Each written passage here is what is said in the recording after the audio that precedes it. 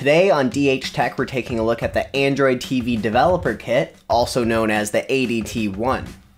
I actually got this little box from Google for free at a conference last year, and I'm just getting around to playing with it now. So to clear things up, Android TV is the name of the software that this box runs, a TV adaptation of Android. The hardware is just called the ADT-1, and although it was never mass produced, it was the first system to ever run Android TV. It came in a very simplistic box with only a couple of graphics on the back, no markings or anything. You open it up and you're greeted with the box itself, a tiny instruction manual, and a controller.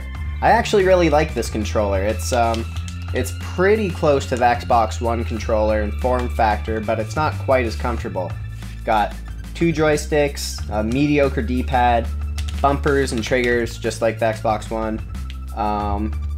4 face buttons that are actually the same letters and colored the same as the Xbox controllers. A home button, a back button, and whatever that button's called on Android, the middle button. A developer cable for sideloading apps via USB came in a separate box, interestingly.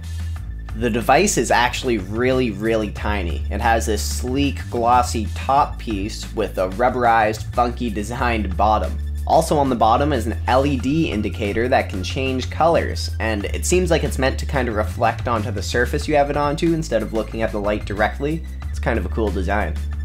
On the back we have a power port, HDMI, Ethernet, and good old USB port. On the inside this thing is packed with an NVIDIA Targa K1, which even today is absolutely no slouch. We're talking a 2.3 GHz processor, quad core, I think 2 gigs of RAM, and I believe 16 gigabytes of storage, so definitely not bad.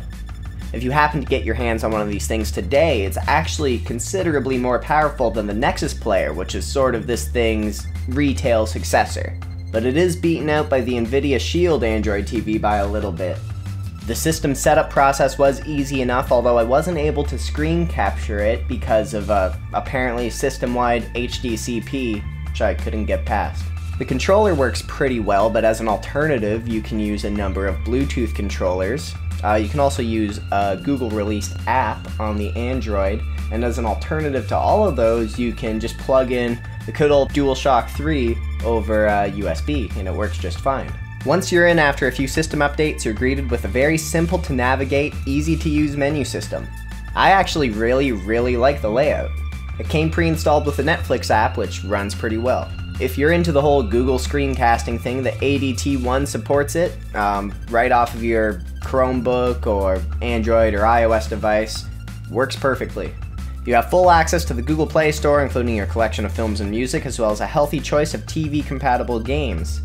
There's free games like Crossy Road, Asphalt, those Gameloft games and stuff. There's also premium games like, what was on there, Knights of the Old Republic, Goat Simulator, some Final Fantasy games, Soul Calibur. A few of the games seem like they could have used a bit of a resolution bump to take advantage of the K1 processor, but I can't complain. At this point, Android TV has a number of hardware hosts. In addition to this developer device, there's the Nexus Player, which I hear is pretty good, only $80 too. There's the higher-end NVIDIA Shield, which runs Android TV. There's also smart TVs with it built in. There's the LG, Samsung, Sony. But there's something about that little set-top box that I actually really like. For a developer device, it's ridiculously well polished. They could have released this as is for sure. If you don't already have an Android-enabled smart TV and you want something a little better than a Chromecast, I would highly recommend this device if you can get your hands on one. If you're already an Android developer, you can request one on Google's site and they might send you one for free. I'll link it below. Anyway guys, that's it for my short little review of the ADT-1. Thanks for watching everyone, I'll see you next time.